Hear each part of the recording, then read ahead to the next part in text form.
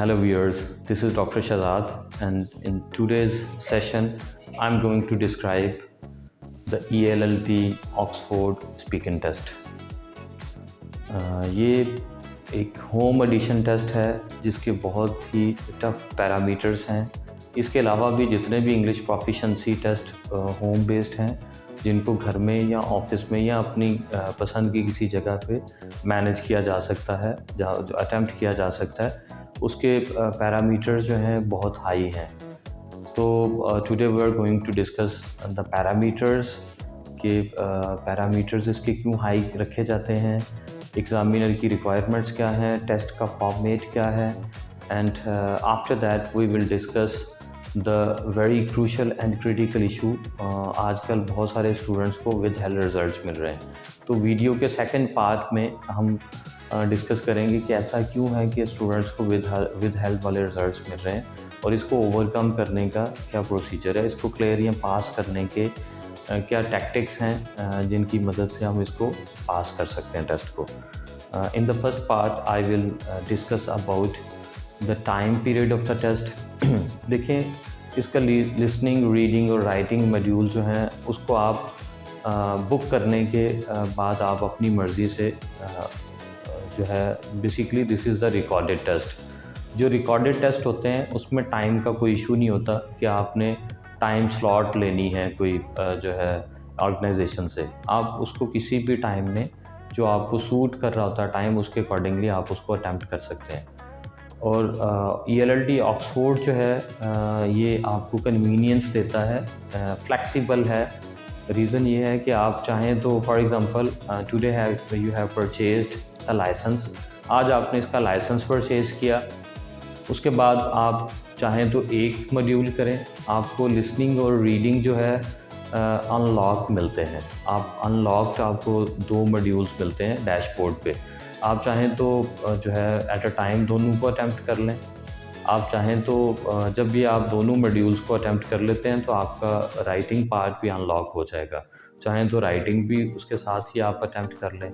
जब आप तीनों मॉड्यूल्स को अटैम्प्ट कर लेते हैं then you will get the option of booking your speaking test। आपको स्पीकिंग शेड्यूल करने का ऑप्शन मिल जाता है। It is up to you. आपके पास टोटल टाइम पीरियड होता है 30 डेज़। लाइसेंस परचेज करने के 30 डेज़ के अंदर अंदर आपने इसको कंप्लीट करना होता है। तो आपके पास सफिशेंट टाइम है। If you want to have the preparation regarding your speaking test, you can take the time according to your own choice whenever you would be feeling that I am well prepared for the test. At that time you can book the slot according to your own ease and choice। Structure की जब बात करते हैं तो इसमें जो है there are 4 parts of Oxford ELLT test और टोटल टाइम पीरियड होता है 30 मिनट्स। 30 मिनट्स का टोटल टाइम पीरियड है। 4 पार्ट्स हैं इसके टेस्ट के, और आप जो स्लॉट है वो आप जो है अपनी मर्ज़ी की, जो कि इंटरनेट पे आपको उनकी वेबसाइट पे गिवन स्लॉट्स होती हैं, आपके डैशबोर्ड पे जो भी स्लॉट्स आपको मिल रही हैं उसमें से आप कोई भी स्लॉट चूज़ कर सकते हैं। आपका जो सिलेक्टेड टाइम पीरियड होता है उस सिलेक्टेड टाइम पीरियड में आपको जो है आपके डैशबोर्ड पे जो सेकंड पार्ट की प्रेजेंटेशन है वो आपको मिल जाएगी। And you can get the 15 minutes time for the preparation. आपको 15 मिनट का टाइम मिलता है। It would be the preparatory time. Of the camera 15 minute का टाइम होता है। आप चाहे तो इंटरनेट देखें, चाहे तो किसी से डिस्कस करें, चाहे तो आप उसके नोट्स बनाएं, आप किसी तरह से भी उसको प्रिपेयर कर सकते हैं। You are free to do anything in those 15 minutes. उन 15 मिनट में आप उसको अपनी मर्ज़ी से यूटिलाइज़ कर सकते हैं। कुछ स्टूडेंट का माइंड में ये क्वेश्चन होता है कि हमें कैमरे में कोई देख तो नहीं रहा होगा, हमें आया कि हमें अपने एग्ज़ामिनेशन वाली जगह पे ही बैठना है जहां हमने अपना सिस्टम रेडी किया है। तो ऐसा बिल्कुल नहीं है। You can go anywhere, you can search from any source, so you can take the help from any senior, any teacher, so you can make the notes for your presentation। आप सारी चीज़ें उस टाइम पे manage कर लेते हैं। जब आपका 15 मिनट्स प्रिपरेटरी टाइम ओवर हो जाता है तो आपको जो है जूम लिंक मिलता है फॉर योर स्पीकिंग इंटरव्यू, जिसमें आपको 2 मिनट से ज़्यादा अगर आप लेट होते हैं so you would be unable to join that Zoom meeting. 2 minute आपका वेटिंग टाइम है, 2 मिनट एग्ज़ामिनर आपका वेट करेगा, फिर भी आप ज्वाइन नहीं करते तो एग्ज़ामिनर जो है मीटिंग जो है उसको लीव करके वो चला जाएगा, और उसके बाद you can not get any chance. जितनी मर्ज़ी उनको मेल कर लेंगे, if you couldn't attend that meeting, तो आपको दोबारा इसका चांस नहीं मिलेगा। दोबारा चांस सिर्फ एक सूरत में मिल सकता है, if during the test you face any technical issue, आपकी ऑडियो में कोई मसला आ रहा है, आपका कैमरा ठीक से काम नहीं कर रहा, और इंटरनेट का कोई इशू है। So in these cases you can get the favour from the examiner कि आपको रीस्केड्यूल का वंस रीस्केड्यूल का ऑप्शन मिल सकता है if you are facing any sort of technical issue. उसके बाद हम बात कर रहे थे स्ट्रक्चर की। पार्ट 1 जो है वो आपका इंट्रोडक्टरी पार्ट है, जिसमें जो है एग्ज़ामिनर बड़े बेसिक से क्वेश्चन आपसे पूछेगा। For example, what's your name, where are you from, what's your qualification, in which university and programme you have applied, why are you taking this test. So these type of basic questions are the part of your introductory part. आपका जो part 1 होता है उसमें इसी तरह के basic questions जो है ना वो आपसे पूछे जाते हैं। Just try to be natural, just try to be fluent. ये अंडरस्टूड पार्ट है, अंडरस्टूड क्वेश्चंस हैं। और एक बात आपको मैं बताऊं कि पार्ट 1 जो है वो आपका मार्किंग में कंसीडर नहीं होता, इसके कोई बैंड स्कोर नहीं है जो आपका पार्ट 1 है, but your part 1 is very important for throwing very positive impression on the examiner. ये ऐसा पार्ट है जिसके क्वेश्चन भी अंडरस्टूड हैं, ये हमें पहले से पता होते हैं कि कौन कौन से क्वेश्चन आपसे पूछे जाएंगे, तो आपके लिए बहुत इजी होता है इसमें एक अच्छा इंप्रेशन एग्जामिनर पे छोड़ना। So that's why I will suggest that you need to have the very good preparation regarding the basic questions, ताकि आपको खुद को भी मोटिवेशन मिले और एग्ज़ामिनर के अकॉर्डिंग भी आपको जो है ना वो अच्छा रेट करे, वो समझ आए कि you are not going to cheat this test, you have ability to describe these things in front of the camera, in front of me. Second part जो होता है, जैसा कि मैंने आपसे थोड़ी देर पहले डिस्कस किया कि आपको 15 मिनट पहले एक आपको जो आपका टेस्ट का डैशबोर्ड है उस पर आपको एक प्रेजेंटेशन का टॉपिक मिलता है। प्रेजेंटेशन का टॉपिक मिलेगा जो है उस प्रेजेंटेशन के टॉपिक में आपको क्या ऑथराइज होता है, आपको 15 मिनट्स जो है वो टाइम ऑथराइज है फॉर द प्रिपरेशन। वो आपका प्रिपरेटरी टाइम होता है जिसमें आप खुद को प्रिपेयर कर सकते हैं। आप जो है एक फॉर्मल वे में बिल्कुल नेचुरल टोन के साथ आगे बढ़ें, बहुत मुश्किल वाली लैंग्वेज ना भी इस्तेमाल करेंगे तो भी जो है ना आपको अच्छा रेट किया जाएगा, बशर्ते कि आप जो है कोई चीटिंग टूल यूज़ नहीं कर रहे, आप कहीं से हेल्प ले करके वो टेस्ट नहीं कर रहे। क्योंकि अगर आप if you are reading from any script और स्क्रीन तो बहुत इजी होता है जज करना, you can not maintain the natural flow. आप नेचुरल फ्लो को मेंटेन करना आपके लिए बहुत मुश्किल होता है। So that's why I would recommend that you are to attempt your speaking test without any external support. आप कोशिश करें, आप प्रिपरेशन के लिए कुछ टाइम ज़्यादा ले लें और खुद की एबिलिटीज़ पे डिपेंड करते हुए आप टेस्ट को पास करने की कोशिश करें। आपका प्रेजेंटेशन जो टॉपिक होता है, during your presentation time period you can have the notes with you. आप ड्यूरिंग टेस्ट जो है आप पीस ऑफ पेपर रख सकते हैं, ड्यूरिंग प्रेजेंटेशन आप बुलेट्स को देख सकते हैं, क्योंकि जो फॉर्मल प्रेजेंटेशन होती है, even if you are presenting anything at any place, आप यूनिवर्सिटी में एक कोई प्रेजेंटेशन दे रहे हैं या किसी और प्लेटफॉर्म से कोई प्रेजेंटेशन किसी टॉपिक को प्रेजेंट कर रहे हैं, तो उस टाइम भी आपको ऑथराइज होता है that you can have the content with you in the form of bullets, कि आप चीज़ों को बुलेट्स की फॉर्म में अपने पास रख सकते हैं। सो during your preparatory time period you can prepare the notes for you to have the direction। आप जो भी टॉपिक बोलना चाह रहे होते हैं, जिस तरह से बोलना चाह रहे होते हैं, जो कि गिवन टॉपिक होता है उस पर जिस तरह से भी बोलना चाह रहे होते हैं, उसको डायरेक्शन देने के लिए आप बुलेट्स बना करके अपने पास रख लें।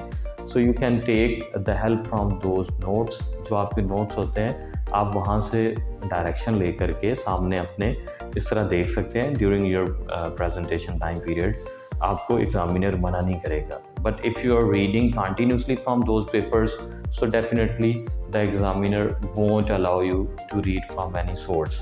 आपको एक दफ़ा वार्न करेगा that you are reading from the screen और reading from any paper. Second time जो है वो आपको वार्न नहीं करेगा, या तो वो रिमार्क्स में लिख देगा that you are reading from the source, reading from the screen, या वो आपका टेस्ट छोड़ करके चला जाएगा।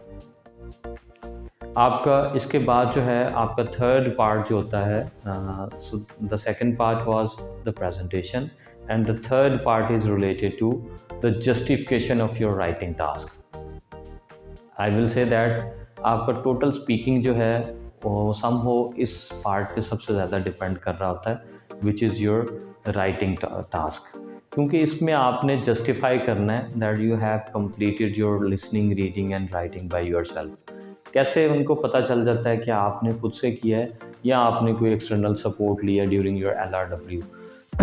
वो इस तरह से पता चलता है कि जब आप राइटिंग में एक वेल कंपोज्ड कंटेंट लेकर के आते हैं, इतना वेल कंपोज्ड कि शायद कोई मास्टर डिग्री वाला या एमफिल जिसने इंग्लिश में एमफिल किया हो या इससे भी हायर डिग्री अचीव की हो, उसके लिए भी बहुत मुश्किल होता है इतना वेल कंपोज्ड ऐसे लिखना।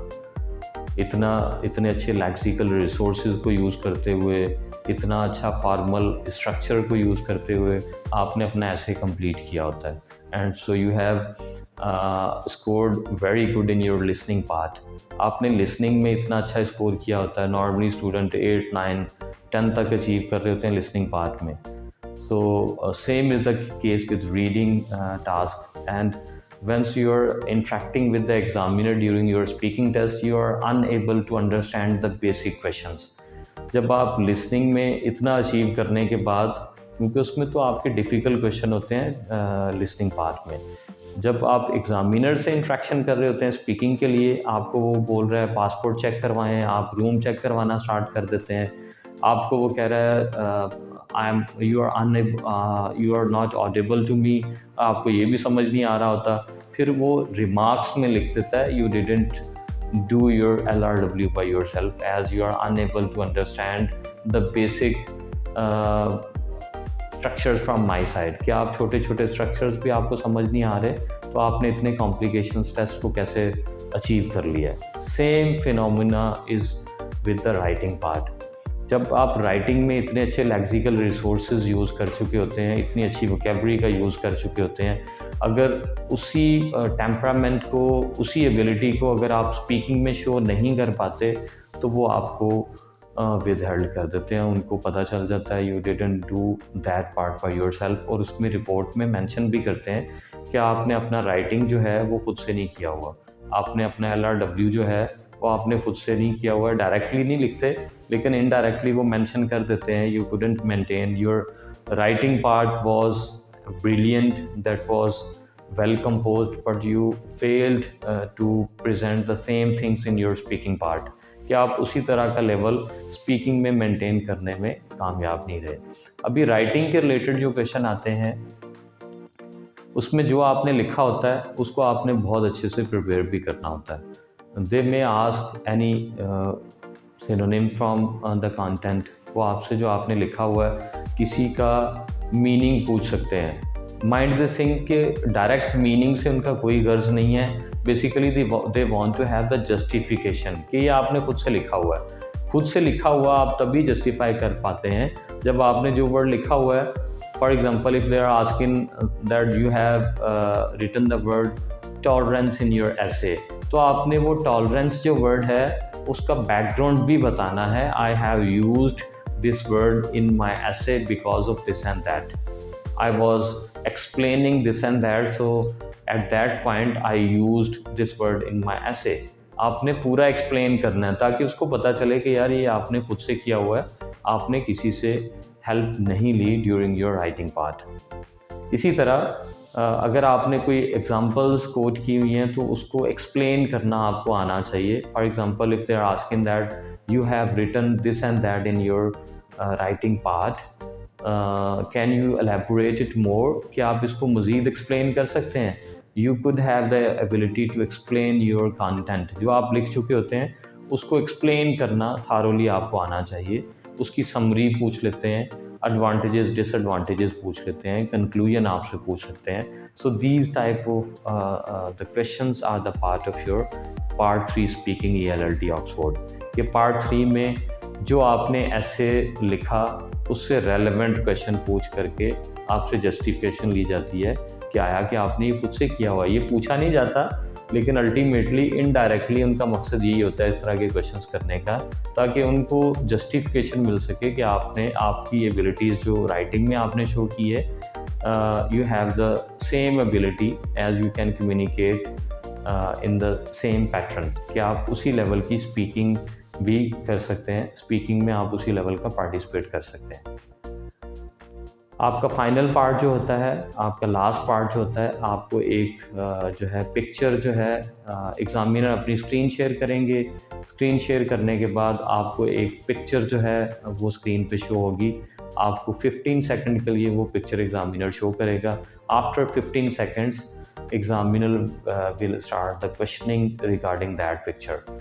वो जो पिक्चर होगी उसके रिगार्डिंग जो है वो आपसे क्वेश्चनिंग स्टार्ट कर देगा. नॉर्मली पहला क्वेश्चन एग्जामिनर ये पूछता है, what can you see in the picture, कि आपको मैंने एक पिक्चर दिखाई, आप उसमें क्या देखते हैं. जो अपेरेंटली जो चीज़ें आपको नज़र आ रही होती हैं, for example if the kids are playing in that picture, so you can describe that I can see the boys are playing in the picture and they are so happy and excited while playing, and I can also see the nice greenery and beautiful view of this and that. जो भी आप देख रहे होते हैं आपने उसको positively explain कर देना है, whatever so you are having in the picture.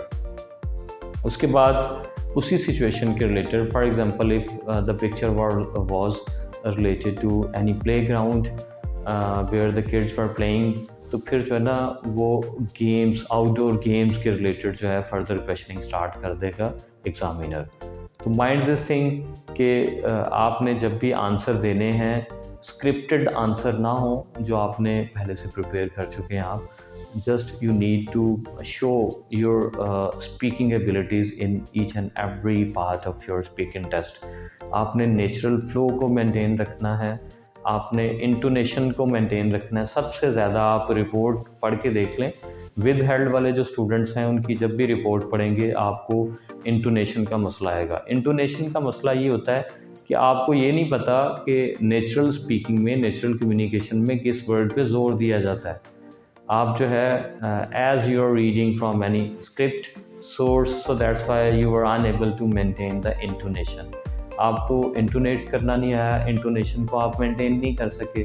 तो ये चीज़ें जो हैं you are to make sure that you need to be very natural during the speaking part of your ELLT Oxford test. Still, I try to explain each and everything about the structure of the test, and I try to cover the general mistakes and situations the student normally face during the test.